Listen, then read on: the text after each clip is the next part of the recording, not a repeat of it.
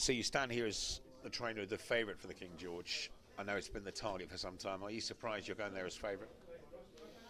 Well, I think, are we? I mean, if you take the opposition sort of backwards, if we take it that Sizing John isn't coming, I can take it if you take the Betfair and you look at Bristol de Mai, who decimated the race. I mean, he absolutely killed it to bits. I think primarily, I'm not trying to decry him, but I mean, he just does love heavy ground.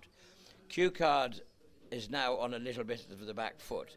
Thistlecrack is a little bit on the back foot.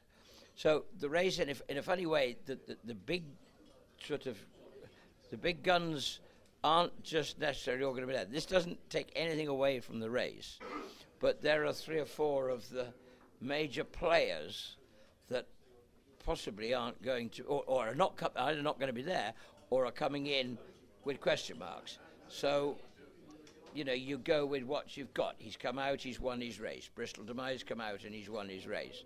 They're the 2 boys that are, you know, are coming in technically in good form, but you know, we've got 10 days to go, and 10 days is a long time in a horse's life, I can tell you. It's 10 days for it to go lame, it's 10 days for it to get sick, it's 10 days for another blizzard to come in. 12 months ago, of course, he came to the last at the Corso. We all know what happened, but that rather overshadowed. If he'd have jumped the last, it would have been one of the most spectacular demolition jobs done on a Group 1 field in Yonks. It was incredible up to that moment. It would, and that's why we're going back to Kempton. His first objective of the season is the King George, only because what we learned that day is he seemed to enjoy the place enormously. It was going to be a stunning performance that tells us actually that at the time he would have won the King George on last year. If you take the timings of the races, he would have won last year's King George by quite some way. Is the question also that can he go from the front? I mean, are you concerned about where the pace might come from? I mean, presumably, if you make every yard of the running, then so be it. Well, he did last year. Bristol de Mai probably isn't going to just sort of sit in and try and do us for speed, because I don't suppose he will. If he wants to make it, this horse doesn't want to make the running. We didn't for a bit at Kempton the other day, but at Sandown. But then, you know, you finally have to let him go and jump, and go and. Once he gets into his role and he starts jumping fences, big and strong and bold, let him. And just don't take. It was the same with Sprinter. Always said to Nicky, you don't have to make it, but when he takes you there, never ever say no. Let him, just because that's what he does best. If he says, right, I'm off, let him go. That's fine. Bigger and stronger than last year? I think he definitely is. I think he's actually, I mean, it's funny to say this time last year, if you'd have said we were going to be talking about this horse winning a King George, I was just trying to get over the fact that he'd been beaten in a novice chase at Foss first time out. So, you know, he's come an awful long way. We've learnt a lot about him. He's learnt a lot about life. He's grown up mentally. But I think that's the whole clue to it, because as we know, there are sort of idiosyncrasies in his makeup. But that is him.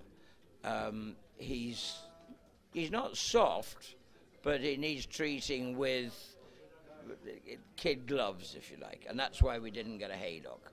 We were very happy to go and luckily they left us alone. They gave us a nice race at Sandown. There were some good horses. It gave him a race without having to have a boxing match. And whereas haydock, if we had waited, we'd have got heavy ground. We'd have probably got thumped by Bristol de Mai. We wouldn't be on for a bonus, and we'd be struggling to get his mind back for this. Is Whisper likely to go as well, almost by default, because of the where else do we go scenario? Well, it is. I must say, miffed to say the least, that he runs a race like that. You've got a pretty bloodied nose when you've just been thumped on the line, like he was in a race as prestigious and as valuable as the Ladbroke Trophy was. And you've just about got over that, and a week later you come out and you find you've gone up on another £10 on top of the 4. I mean, I just think it was...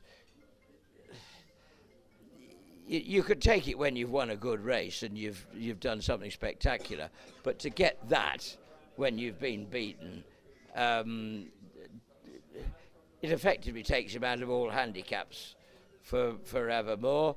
But take Mike Bite, who has comprehensively beaten him twice.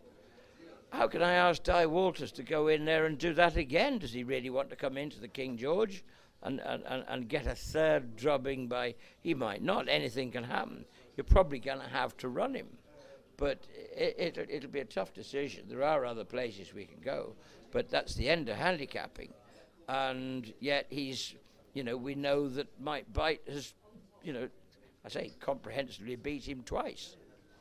And finally, Buveur likely to go to Kempton also on the same day for the hurdle. Well, unless anything goes badly wrong, he definitely goes there, yeah. So, I mean, that is the plan.